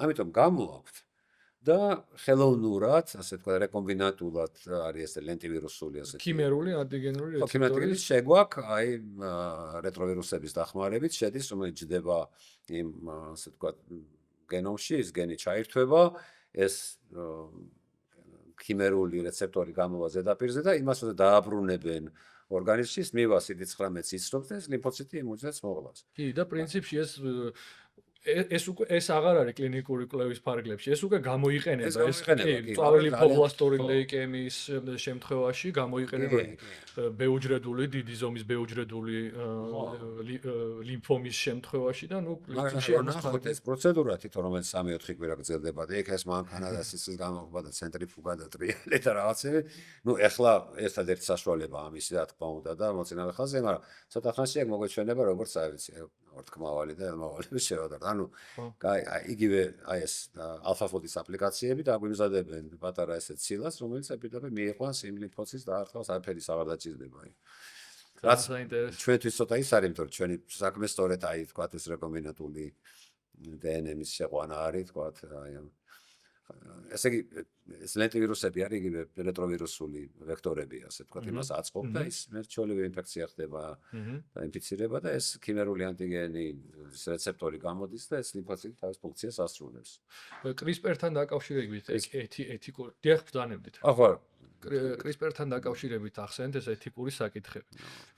ნუ რომელიც პრინციპში უკვე წინააღმდეგობა დიდიაო ახსენეთ სამკურნალო მეთოდებთან დაკავშირებით, ხო, რომელიც CRISPR-ს უკავშირდება, მაგრამ კიდევ უფრო დიდი და ეთიკური დილემები დგება, როცა ლაპარაკობთ გენეტიკურ ინჟინერიაზე, რომელიც არა სამკურნალო მიზნით შეიძლება იყოს გამოყენებული, არამედ უბრალოდ რაღაც კონკრეტული ნიშან-თვისებების გაძლიერების მიზნით, ან რაღაცა მოდიფიცირების მიზნით, ხო, რომ მაგალითად ოჯახს უნდა რომ ყავდეს რაღაცა ქერათმიანი შვილი და თვითონ შავგვრევანები არიან.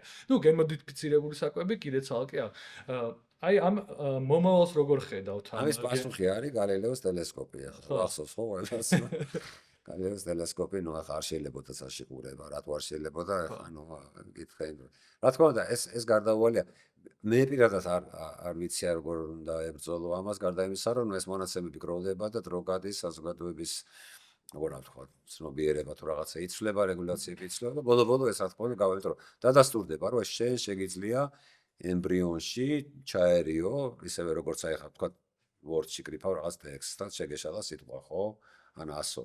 ეხლა იმასოს გასწორების რამდენიმე საშუალება ხო შეგიძლია წაშალო ჩაბეჭდო, შეგიძლია მონიშნო ჩაბეჭდო, შეგიძლია სიტყვა, მთელი სიტყვა ამოიღო და შეგიძლია მთელი ფრაზა, მთელი გვერდი, ბევრნაირი გზა არის ამისი, ხო? აი ასეთ დონეზე მიდის ამის დახვეწა და ეხლა რატო არ არის დღეს დახვეწილი? აი იმიტომ არ არის რომ გუშინ დაიწყო და ნუ ხადრო ჭირდება რა. კი, მაგრამ აქ ეთიკურ დილემაზე პრინციპში იმ პრიზმიდან არ არის მხოლოდ საუბარი, რომ მაგალითად ოჯახს სურს, რომ რაღაცა თუ რაღაც გენეტიკური ჩარების მეშვეობით ესეთი და სუპერ ადამიანი გააჩინოს, არამედ ის რომ ამ სუპერ ადამიანის გაჩენის შესაძლებლობა შეიძლება ქონდეს ვიღაცას არ ქონდეს, რაღაცა ხელოვნური უპირატესობა შეიქმნას, ესე ვთქვათ, სუპერ თაგვები ყავს ისე უკვე პრინციპში. სუპერ თაგვები როგორ არ ყავს? კი, სუპერ თაგვებზე არის. ფოსფორით მონიშნული. კი და ეს გენეტიკურად მიღებული არ მოჩნდა, ხო, პრინციპში? კი, იმიტომ რომ ესე აი თქვათ რაღაცა ონკოგენური პრევენციული იმის თერაპიის დიზაინზე მუშაობს კომპანია, ხო? ის შეგვიძლია შევკვეთოთ თავი, რომელსაც ეკნება ჩამოვწვი 1-2 აი ბრაკა, KRAS-ი, მაგალითად BRF-ი, რაღაც ბევრი მუტაცია, რაც წინასწარ ისო 99%-ით სამ თვეში ეს განავითარებს, თქვათ რაღაც კარცინომას. აი იმ მოდელზე ამუშავებ Თან ახლა ეს ყველაფერი აუთსორსინგის დონეზე მიდის, რომ შენ არც თაქვთან არ გაქვს საქმე და არც არის სხვა კომპანიები აკეთებენ ამას და გიგზავნიან შედეგს, კონტრაქტების და მის საფუძველზე. რაც აი ახალი მახასიათებელი არის დღევანდელი ბიოტექნოლოგიური სამყაროს, ასე ვთქვათ, აუთსორსინგი ქვია და რასაც ვთქვათ, აი ჩვენ ვაკეთებდით ლაბში, ამბრექსში, ხო? ეხლა იმის ნახევარი ყველაფერი უკვე შეგიძლია გარეთ გააკეთო და ამაში დრო იზოგება. ხას თავიდან ეჩვენებოდა რომ ძვირი იყო, იმიტომ რომ ნუ ახლა ესე ვთქვათ, price tag, რასაც ქვია, ადრეს, მაგრამ ჯამში რკვევა, რომ უფრო იაფიც გიждდება და უფრო ეფექტურია. კეთილი.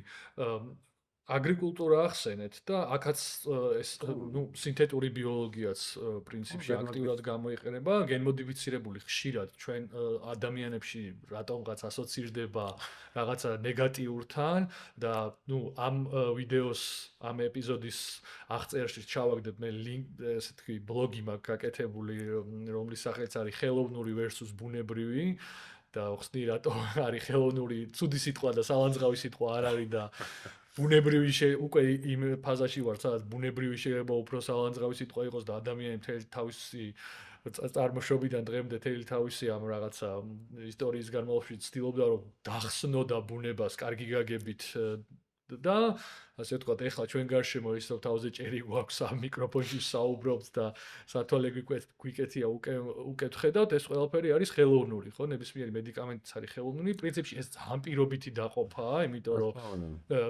ხელოვნური არ არსებობს, ყველაფერი რაც ხელოვნური არის ბუნების წიაღიდან არის მოპოვებული და ადამიანები მას როგორც წესი ძირითადად ვიყენებთ ჩვენს სასიკეთოდ, ხო? ამიტომ გენმოდიფიცირებული ზუსტად ამას გულისხმობს, რომ ეს რას გულისხმობს გენმოდიფიცირებული პროდუქტი? ეს გულისხმობს იმას, რომ შეგიძლიათ უთხრათ ვინც ამაზე რაღაც გამართოს რა ისენ.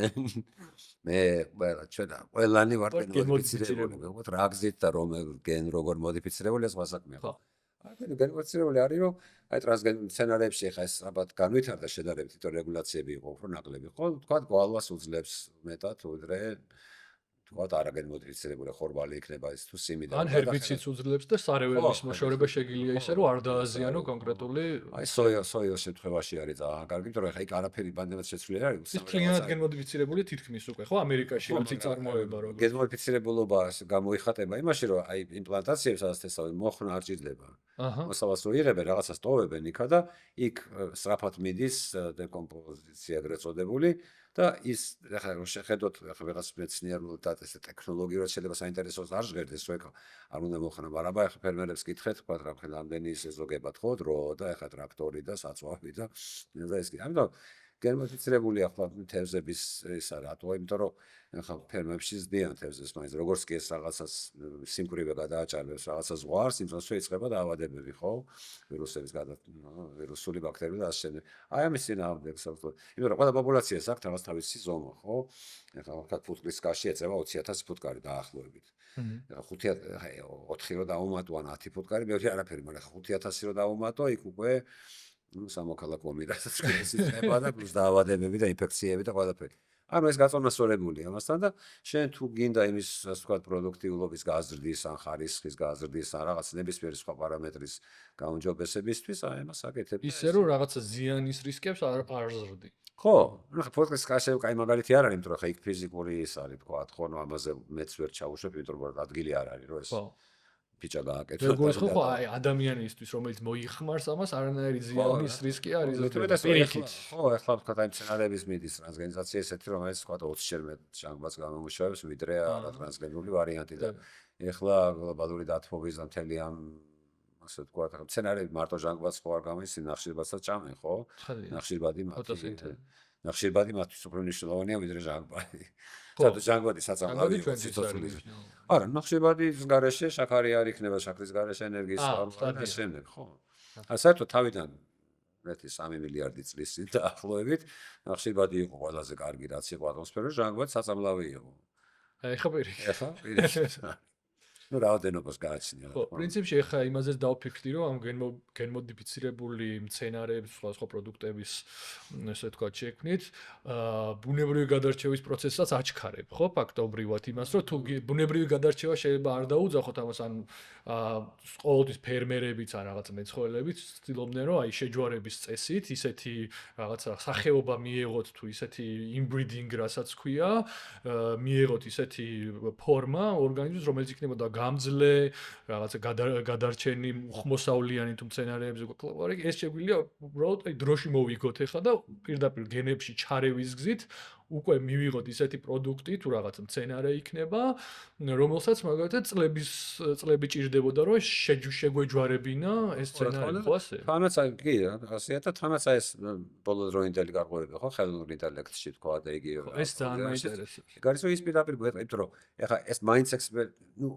თუ არ კი ეს არის დადასტურებული უკვე მილიონჯერ ხო, თქვა და აი ასე თქვა და ეჯგარეშია, მაინც ოცარ რისკის ელემენტი რომ რაღაცა ესე არ გამოვიდეს და ჭირდება ნუ ხა სკრინინგი ზოგადად რო თქვა რა ეს სკრინინგი რა არის ბევრი ვარიანტი უნდა შექმნა თქვა და მე ამოარჩი რომელიც საუკეთესოა ხო ხანდახან არის რომ სკრინინგი არის საჭირო 1000-ობით მაგალითად 10000-ობით აი ხელოვნური ინტელექტი ამას დაიყვანს ამას თქვა 4-მდე ან 2-მდე ზოგ შემთხვევაში პირდაპირ გეტყვის რომ ეს გააკეთე ნამდვილად ასე და ვთქვათ კიდე გეუბნება რა ზე არის ეს დასკვნა ანუ ხელოვნური ინტელექტის როლი ძალიან იზრდება და უკავშირდება მოლეკულები მის გარეშე როდეს ვერ გააკეთებ ასე შეიძლება რაღაცა გააკეთოს ვიღაცა ხა შეიძლება რაღაცა ბეჭდავს საბეჭდ მანქანაზე ხო ნუ ისინი საკითხია მაგრამ ნუ ხა ასე თქვათ ინდუსტრია ვერ დადგება ამაზე ანუ საფუძველს ქმნის და ეს მომავლის საქმეა ძალიან საინტერესოა და სპეციალისტ ვერ ვიტყვი ძალიან სწრაფად ხო სწრაფად მოხდა მაგრამ მე რამდენიმე წელია უკვე ეს გამოიყენება და აი ხა რაც არის თქვათ აი საიტები რასაც იყენებენ თქვათ სინთეტურ ბიოლოგიაში ან იგივე ბიოინჟინერიაში ყველგან უკვე ასე თქვათ ხელოვნური ინტელექტის შესულია და ის მუშაობს ის ასე თქვათ იძლევა შედეგს და გიანალიზებს ნუ განუზომლად მეტ მონაცემს ვიდრე შეგიძლია უბრალოდ გადახედო კიდევაც ახლა იმაზე ანუ არა მარტო აღწერს არამედ აანალიზებს და ხო იმიტომ რომ თქვათ რაღაცა თქვათ აი იგივე რაღაც სნიპებს ვეძებთ ხო თქვათ ახლა მე შემიძლია თვალით მონახო რაღაც თქვათ 20 სნიპი რაღაცა სამუშაო დღის განმავლობაში რაც ვიფიქროთ ახლა ის უცე და აქედან რაღაც თქვათ აი დავალაგო რომ აი ეს სნიპები არიან დაკავშირებული აი ასეთ განვითარებასთან და ხა ის მიპოვეს 10 მილიონს ხო თქვათ ნუ უკვე ხო განვითარება და როცა ის უკვე შემოდის აი ამ ხელ ანალიზის და ამ ანალიზზე მე უკვე პროგნოზის ასე თქვათ უნარი რომელსაც შედეგი მოაქვს უკვე დადასტურებული ცხადია იმის გარეშე უკვე აღარ იმუშავება და ძალიან კარგია ეს არაფერი ცუდია მაშინ არ არის რა თქმა უნდა მე მაინც გონია რომ ვერანაირ მეცნიერულ წილსვლას რაღაცნაირი ტიპის წინააღმდეგობები დიდი ხანი ვერ შეაჩერებს და ესე ვიმედოვნოთ რომ ესე იქნება ნუ აქამდე ესე ხო ჯახირ მაგრამ მეცნიერებას მაინც თავისი გააქვს როგორც წესი ანუ შეუძლებელია რაღაც წინსვლა არსებობდეს და იმან ასე ვთქვათ ასპარეზი ვერ პოვოს საზოგადოებაში შეიძლება იმედი გქონდეს ან გვინდოდეს რომ ხანაღლები რო დაიხარჯოს ამაში რა თქმა უნდა უფრო მეტი იმიტომ რომ სხვა თუ არაფერი ერთხელ ცხოვრობს ხო ხო ხა ეს ძნელი დასადგენია ზუსტად მაგრამ ვიღაცები სიცოცხლე ეწირება საქმეს ხო თქვათ რა თქმა უნდა მედიცინის მე ექიმი არა ვარ სხვა ხო გითხარით თავიდან შეიძლება ბევრი ვერც მიმხვდარიყო ხო და ჩვენ სამუშაო ისეთი იყო რომ ახლა ტექნოლოგიაზე რაში გამოიყენება ეგ დენა ჩვენი საქმე არ იყო რამდენად უკვე პარტნიორების ასე ვთქვათ. ხო, საერთოდ იმდენად მნიშვნელოვანი რევოლუცია მოახდინა ორი თანასო, თვითონ დაივიწყოს და მნიშვნელოვანი არ არის კლინიკური ბიოლოგია ძალიან მნიშვნელოვანი. ხო, ეს იყო პეიტონ რაუსი, იყო ასეთი ექიმი იყო, როკფელერის უნივერსიტეტში მუშაობდა 1910 წელს აღმოაჩინა ის მეგობარი ფერმერი იყო და ქათმებს უვითარდებოდა სარკომა მკერდის არეში და ну გადაწყვიტა რომ გაეგო რა იყო მის მიზეზი და ეგ რაღაც ქსოვილი ამოჭრა, რაღაც დაფქვა, ეს რაღაცა გამოყო იქიდან და შეიყვანა ჯამთელ ქათამში და იმ ჯამთელ ქათამსაც დაემართა სარკომა და დაინტერესდა, გაიგო რომ რაღაც მიზეზი არის. მე იქიდან რომ გამოყო კიდე მე მესამე ქათამში, მეოთხე ქათამში და შემდეგ დაადგინა რომ რაღაცა აგენტი ну ვირუსი ახლა მაშინ ჯერ კიდე ესე არ იხმარებოდა, რადგან შხამის ნიშნავს ხო და ეს შხამი გულისხმობა ну ძალიან მარტივი მეთოდები რაც იყო იმ მეთოდებით მუშაობდა. საინტერესო რა იყო რომ როგორც ექსპერიმენტატორმა აი როცა დაადგინა რომ ეს გადაცემა ხდება, დაიწყო უკვე რაოდენობრივი კომპონენტის შემოტანა. აიღო და რაც გამოყო თქვა ავადმყოფი ქათმის იმის მეათედი შეიყვანა შემდეგ ქათამში. და იქიდან რომ გამოყო, ნახა რომ გამოყო იმდენი, რამდენიც პირველ კათავში იყო, ანუ ის გაიზარდა, შესაბამისად რომ იყოს ცოცხალი. ეს იყო 1910 წელი, ეს იყო და ეს. გავიდა 9 საუკუნეზე მეტი, სანამ ამას დაუბრუნდებოდნენ, რომ ნობელის პრემია რაუს მაიღო 66. მე მგონი ეს რეკორდია, ასე ვთქვათ, აღმოჩენასა და აღიარებაში. ცოცხალი იყო თვითონ კიდე? ეს არ იძლევია ნობელს. რაუსის ნობელს. ხო, ეხლა რა მოხდა, რომ აი 60-იან წლებში, როცა უკვე დნმ-ის სტრუქტურა გაირკვა, RNA გავიგეთ რა არის, ვირუსები უკვე 30-იან წლებში, ბაშოს ესპანური გრიპის პანდემია ისე ჩაიარა, რომ ვირუსი რო იყო არ იცოდა არავინ, ხო, შესაბამისად უნალობას კი არ ჩატარებულა სწორი ასე ვთქვა. თქვენ წინა პოდკასტში იყო ამაზე ლაპარაკობდით ასე. ხო, და ახლა რა მოხდა? ახლა რომ გაირკვა, რომ RNA-ის შემცველი ვირუსია. ხო, და ნუ გავუკვირდათ რა, ახლა RNA-ის შემცველი ვირუსი აღარ აშვება, იმიტომ რომ ხა რეპლიკა ეს ცენტრალური დოგმა იყო ჩამოყალიბებული, რომ DNM, RNA და ცილა ინფორმაცია ასე მიდის DNM-დან გადაიწერება RNA-ში და მე RNA-დან ცილებში, ხო? და არა პირიქით. და დაიწყეს ასე ვთქვათ ზებნა, რომ აი რაგან სხვა რატო როგორ იწვევს სარკომას და დაადგინეს, რომ ორი ასეთი ვარიანტია ამ ვირუსს. ერთი რომელიც იწვევს სარკომას, მეორე რომელიც არ იწვევს. რომელიც იწვევდა მისი, ნუ გენომი ასე ვთქვათ, ეს RNA-ის, მაგრამ ოდნავ უფრო გრძელი იყო. და მით წარმოიდგინეს, რომ ეს არის გენი, დაარქვეს SARC გენი, პირდაპირ სარკომის გამოწვევი და დაიწყეს ამ გენის წყაროს ზებნა. ახლა ამ ექსპერიმენტს ვერ ახსენე დიდ როცა, მაგრამ თავარია რომ აღმოაჩინეს, რომ ეს გენი არის ქათმის და შესაბამისად იგივე არის ყველა ორგანიზმში ნორმალურ გენომის ნორმალური ნაწილი, რომელიც საჭიროა იმისთვის, როცა ასე ვთქვათ ის იზრდება, პატარა წიწილა არის, იზრდება და ეს SARC გენი უნდა მუშაობდეს, რომ გაიზარდოს კუნთოვანი, მერე უნდა გაჩერდეს. აი, როდესაც ეს ვირუსი, რომელიც თავისთავად არაფერი ონკოგენური არ იყო, როდესაც რეტროვირუსია, ანუ ეს DNM-ში გადადის და მე DNM-ი ჯდება, ქროს მე იქიდან ტრანსკრიფცია ხდება და აი იმ დროს შეიძლება მოიტაცოს ეს გენი. გაირკვა რომ ორგანიზმის ნორმალური გენი მოიტაცა, მისი რეგულაცია შეცვალა, და ამიტომ იწვევდა სარკომას. ეს იყო სწორედ ორი, ესე იგი, ერთი რომ ცენტრალური ბიოლოგიური ეს დოგმა შეაბრა DNM-დან შეიძლება ინფორმაცია გადაეწეროს RNA-დან DNM-ში. რევერს ტრანსკრიფცია. უკუპრო ტრანსკრიფცია ხო რომელმაც, ნუ ახსნაუზარმაზ არის ეტროისები და მეორე რომ ესე იგი, აი ანუ ავთვისებენ დავეთ ჩვენი საკუთარი გენების მუშაობის მოსვლის შედეგია უმრავლეს შემთხვევაში. და ანუ ამისთან გენი და ამისთან ფუნქცია ძალიან ბევრი შეიძლება იყოს, ხო, დაწყებული ტელომერებიდან დამთავრებული რაღაცა ზრდის სათანადო დაკავშირებული გენებით, სუპრესორებით, აქტივატორებით და მოგეთ ბევრი კლასი. ტელომერებიც ახსენეთ და ტელომერები აი დაბერების პროცესში პრინციპში ითვლება ერთ-ერთ ძირითად კომპონენტად, ხო, ტელომერები უჯრედების გამრავლებასთან ერთად მოკლდება ყოველი გაყოფის შემდეგ, ნუ აღარ მახსოვს ზომა ზუსტად რამდენით მოკლდება და აქაც რაღაცა თითქოს ჰორიზონტზე ჩანს ბიოლოგიური მოლეკულური ბიოლოგიის როლი ამ პროცესის შენელებაში, ხო? გაყოფის შემდეგ ამ ტელომერების დამოკლების, ანუ ისევ რეპლიკაციის აღდგენაში, ამ ნუკლეოტიდებს შორის ჯაჭვების აღდგენის დამოკლების ტელომერული პარადოქსი ქვია ამას. ნუ ხა ტელომერა რა არის, ესე იგი, ნუ ქვიშის საათსაც ეძახიან, ასე ვთქვათ, რომ ხა ჩვენ ვიწყებ ყველანი ერთი უჯრედიდან, ხო? დაახლოებით 40-დან 60, 50 არის საშუალო რიცხვი, რომ უნდა გაიყოს ჩვენი უჯრედი. აი, ყოველი გაყოფის დროს, როგორც თქვენ თქვით, ეს ტელომერები მოკლდება. შესაბამისად, იმიტომ რომ მეტის გაყოფა საჭირო არ არის, რა, ჩვენ მოცემული გვაქვს რაღაცა სიცოცხლის და ჩავეტიოთ იმაში და ჩვენ საქმე გავაკეთოთ, ხო? ჩვენ არ ვაპირებთ ჩავეტიოთ. ხო, როგორც და საქმე იმაში, რომ ტელომერების ესე ვთქვათ, შენარჩუნება, ანუ ეს დამოკლების არ მოხდენ, რა ვთქვათ, ეს არის ერთ-ერთი აუცილებელი პირობა ავთვისებენ დაავადების. ხო, კი. ხო, ავთვისებენ დაავადების 90%, უმრავლეს შემთხვევაში, გადა რამდენიმე გლიომა და ასეთი ერთი-ორი გამონაკლისია, სულ ყველას აქვს ეს ტელომერაზა არის ფერმენტი, რომელიც გამორთული უნდა იყოს და ეს თუ ჩართულია, ეს ამ ტელომერს დამოკლება, ეს დამოკლება ხდება DNA-ის სტრუქტურის გამო, ესეც ლამის კოდირებულია მის სტრუქტურაში. ეხლა ვერ აღწერთ, მაგრამ საინტერესოა ძალიან თავისთავად და ეს ტელომერაზა იმას, ვთქვათ, ამ ტელომერს ამატებს, ყოველ შემოκლებულ ტელომერს და ინარჩუნებს. ეხლა შენ თუ გინდა რომ დაბერებას, ანუ დამოკლებას შეუშალო ხელი, ამ წუთში შემოდის რისკი, რომ შეიძლება გამოიწვიოს უკონტროლო ზრდა. ხო, უკონტროლო გამრავლების რისკი გავკვდავა, იმორტალიზაცია. ხო, სიმსივნური უჯრედი უკვდავს ეს ხელი, იმიტომ რომ შეუძლია გაიყოს მუდმივად, იმიტომ რომ ტელომერები არ კიდე რაღაცა უნდა მოხდეს კიდე მარტო ეს არ არის საკმარისი.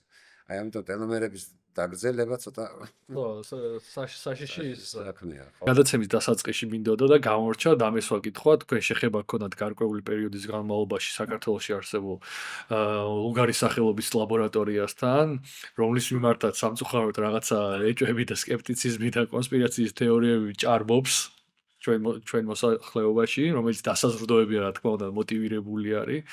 სულ ისეთი ბოროტი ზრახვებით გაჯერებული, რომ გითხრათ მეტი როგორც ბიოლოგმა ამ ინსტიტუტს, თქვენი საქმიანობის შესახებ პირველ რიგში თქვენი კავშირის შესახებ ამ ლაბორატორიასთან და ამ ლაბორატორიის მნიშვნელობაზე საქართველოსთვის. მნიშვნელობა ძალიან დიდია, იმიტომ რომ ზოგადად ეს თქვათ ეს დაავადებათა კონტროლის ცენტრთან დაარსდა, დაავადებათა კონტროლის ცენტრი უკეთით რას აკეთებს და ეს ლუგარის საკვლევი ცენტრი იყო, ასე ვთქვათ, ეს დანამატი, რომელიც 2007 წელს დაიწყო, ასე ვთქვათ, და საბოლოო ჯამში გაიხსნა 2011 წელს. აი გახსნის დროს, როდესაც აღიჭურვა, იყო ერთ-ერთი საუკეთესო შენობა მთელი თავისი, ასე ვთქვათ, აინით რაც პენტაგონის პროექტის ნაწილი იყო, თანაც ეგ იყო ესეთ, აი რაც რის გამოც თქვათ მე დავთანხმდი ყოველ შემთხვევაში იმ პერიოდს, ძალიან მოკლე პერიოდი იყო ეს, ასე ვაკეთებ, რომ ეს იყო აი ჩვენ ნატოში გაერთიანების გზაზე იყო ერთ-ერთი აი ესეთი მაილსტოუნი, რასაც ქვია, ხო, თქვა და ნუ გარდა იმისა, რომ მართლა კარგად ფინანსდებოდა და ხალხი მომზადებული იყო ჩამოსული და ჰაბის მომენტი იყო, ასე ვთქვათ. და ესე 2010-ში ესეთ სამეცნიერო მრჩეველთა საბჭო გააკეთეს. შედიოდა 10 ადამიანი და შეგვარჩიეს 3, ასე ვთქვათ, ეთნიკური ქართველი იყო დათო ფრანგიშვილი პასტერიდან, თემურ კურცხალია მაქს პლანკიდან და მე მაშინ ამ პროექტში აი ტექნოლოგიებზე მუშაობდი და ნუ ისინი ორ სახელოვან მეცნიერთან ერთად ეთნიკური ქართველი ისიც სხვა პატივი იყო, ხო?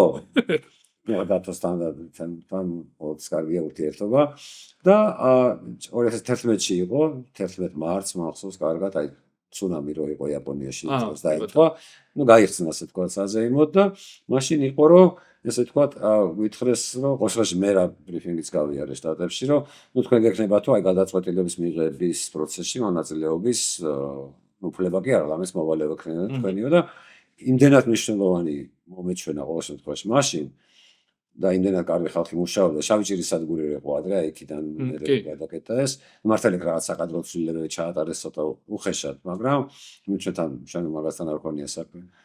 და ჩამოვედით და ნუ ხო აი თბილისში იყო ეს გახსნა, რამდენიმე დღიანი კონფერენცია და როგორ გითხრათ რა, აი ბიოსამედიცინო თვალსაზრისით მაგაზე უკეთესი საქართველოში ოსო რაც მაშინ ჩანდა, არც მაშინ იყო და არც მერე ხო და ის კვლევები რაც შეიძლება იქ ჩატარებულიყო, მაშინ აღარ არც ერთ ლაბორატორიას, თუნდაც ეს ხო რეფერალური ლაბორატორია არის ოფიციალური ქვეყნისთვის და ანუ მასალების კვლევა ასე შემდეგ ასე. სადღაც სამთავრობო, მე არც არ მინდოდა სამთავრობო სტრუქტურებთან ურთიერთობა არანაირი ნულია, ასე ვთქვათ რა, მაგრამ ეს მნიშვნელოვანი იყო, რომ ოშოხში აი მოსინჯვის დონეზე დავთანხმდით, მაგრამ ამას მალე მოყვა უკვე ის რომ ნუ ახლა ობამა იყო შტატებში რაღაცა პოლიტიკა შეიცვალა და ჩვენთან 2012 წლის არჩევნების დროს უკვე ხო ჩვენთვის მაშინვე დაკარგა ყველანაირი ნიშნულობა. ახლა იმიტომ ცხადი იყო, რასაც უზამნე.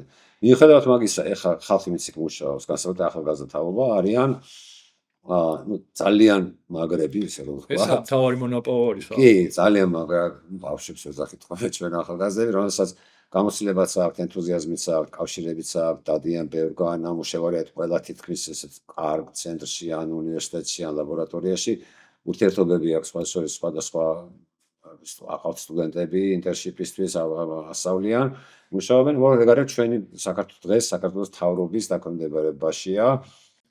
სტანდარტულად რო ვთქვათ, აქედან გამომდინარე ყველა თავის შედეგი. მაგრამ აი როგორ ვთქვათ, ხა რესურსებს ყოველთვის მნიშვნელობა აქვს, ხო, მithomდეს აი რესურსები გვაქვს ძალიან კარგი მაქვრი. არა მარტო ლუგარში უნივერსიტეტებში, მაგრამ აი ჩვენთან რო იყოს აი იმის ფინანსური და ასე ვთქვათ მატერიალური შესაძლებლობა, ძალიან ძლიერი ბიოტექის შეიძლება. მithomდეს დღეს როცა როგორც გითხარით, ზოგადად აუთსორსინგი ხო, ძალიან ბევრი რაღაც შეკვეთა შეიძლება სხვაგან და აი ღია სისტემის ნაწილი თუ გავხდით, მაშინ მექნება შანსი, რომ თქვათ, კარგი რაღაცები გავაკეთოთ. იმედი ვიქონიოთ, რომ დადგება ბიოტექნოლოგიური რენესანსი საქართველოში და გავხდებით ამ ღია პლატფორმების ოსოჯი ეს თაობა რაც არის ახლა. კი. რასაც ხედავთ ხო, ჩვენ. და არ იქნება brain drain, რასაც ქვია და აქაც იქნება იმის ასპარეზი, რომ ზოგიერთი ფაკულტეტი არსებობს და წინასწარიც რომ დაასრულებ, მე შეიძლება აქ საერთოდ ვერ გაიკაფო გზა და პირდაპირ გეზი გაქვს სხვა ქვეყნისკენ და იმედი ვიქონიოთ, რომ ეს შებრუნდება ეს ვექტორი და დაიწყება უკვე მთელი მსოფლიოს საუკეთესო უნივერსიტეტებში, ცენტრებში, კომპანიებში მუშაობენ წარმატებით და ქართულად. ო, რაღაც ნაწილს მაინც მოუნდება აქ საქმის გაკეთება. თუ შესაძლებლობა იქნება. კეთილი, ამ ნახევრად ოპტიმისტურ ნოტაზე დავასრულოთ დღევანდელი ჩვენი გადაცემა. უღრმესი მადლობა მობრძანებისთვის. პატივი იყო ჩემთვის. დავამშვიდობები მაყურებელსაც, ძალიან დიდი მადლობა, რომ გვიყურებთ და გვისმენთ. თუ რაიმე შეკითხვა გექნებათ, დაგვიტოვეთ კომენტარებში თქვენი აზრები, კითხვები, გამოგვიწერეთ. ჩვენი Instagram, Facebook არხების ლინკებიც იქნება მოწოდებული ვიდეოს აღწერაში და მომავალ შეხვედრამდე. ნახვამდის.